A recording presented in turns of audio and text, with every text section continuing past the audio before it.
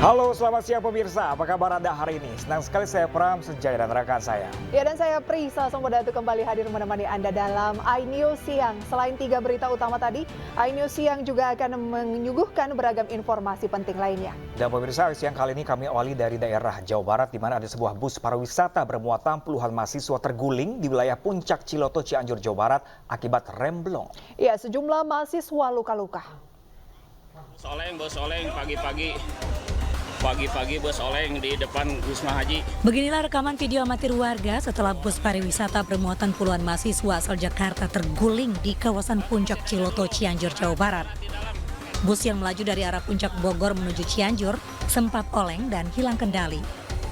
Namun saat menemukan jalan alternatif, bus langsung banting setir. Lantaran sudah hilang kendali, bus menabrak tebing sebelah kanan hingga terbalik ke sebelah kiri. Tidak ada korban jiwa dalam kejadian ini, namun sebanyak 11 mahasiswa luka-luka langsung dibawa ke RSUD Cimacan untuk mendapatkan perawatan.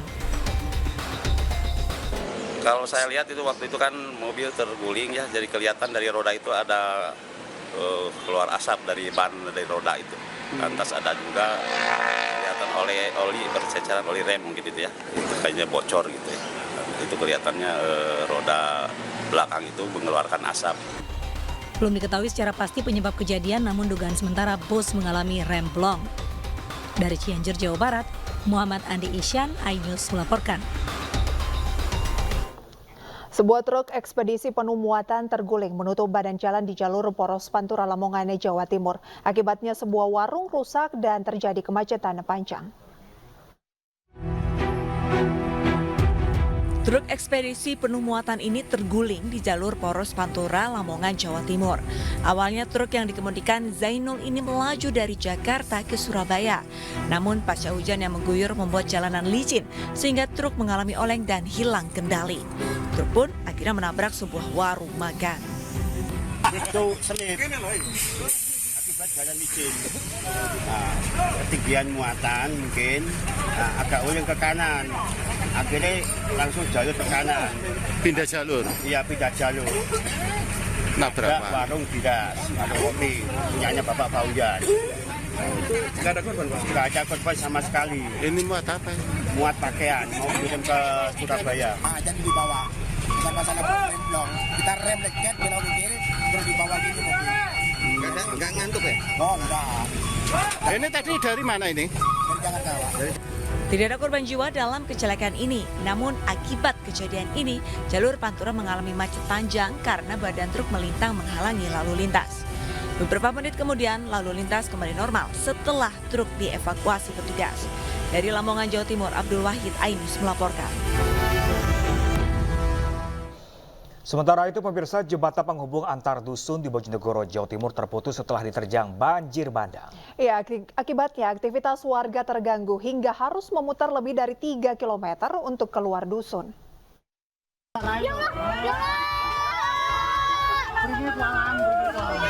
Jembatan kayu jati sepanjang 45 meter terputus setelah tak mampu menahan derasnya arus Sungai Tidu di Desa Butoh, Bojonegoro, Jawa Timur. Peristiwa ini terjadi setelah hujan deras mengguyur wilayah ini. Kondisi diperparah dengan limpahan air dari wilayah hulu atau kawasan hutan jati. Kemarin sore itu jam 3, itu banjir terlalu besar. Jadi bisa dikatakan banjir bandang ini. Itu waktu itu hujan juga? Hujan diiringi hujan, sebelum banjir itu dari selatan itu hujan sangat lebat sekali. Jembatan kayu ini dibangun warga secara swadaya pada 2017. Akibat jembatan terputus, warga harus mencari jalan alternatif dengan memutar sejauh lebih dari 3 km.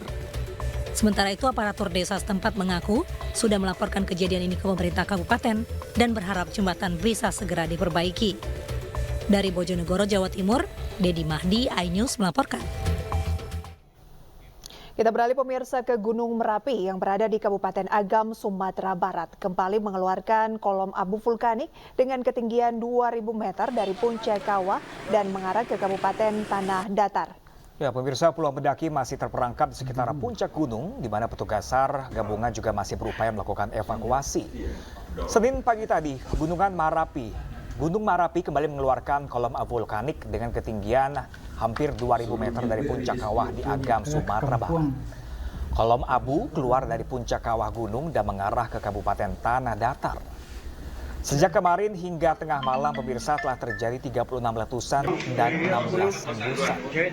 Sementara melewati tengah malam, telah terjadi 9 letusan dan 43 hembusan. Tugas gabungan masih berupaya mengevakuasi puluhan pendaki yang hingga kini masih terjebak.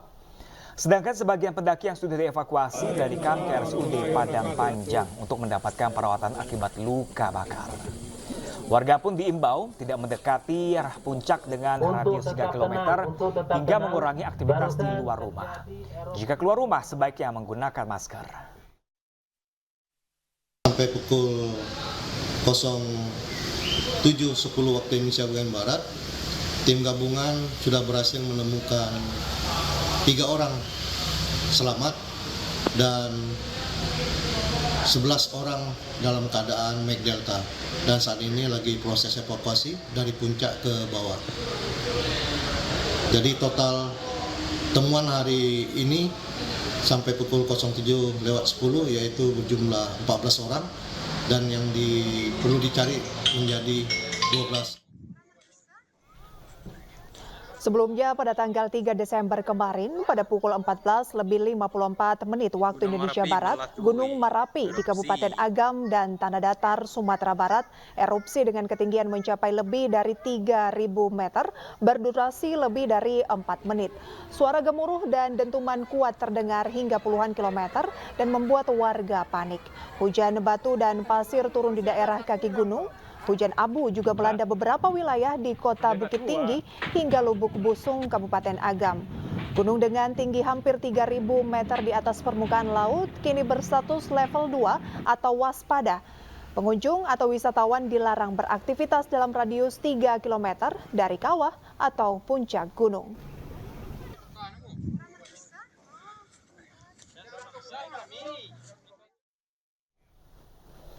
Dan pemirsa, untuk mengetahui informasi lebih lanjut terkait erupsi Gunung Merapi, kita telah terhubung dengan rekan kami Agus Sulistyo di Posko Batu Palano, Sungai Pua, Kabupaten Agam, Sumatera Barat.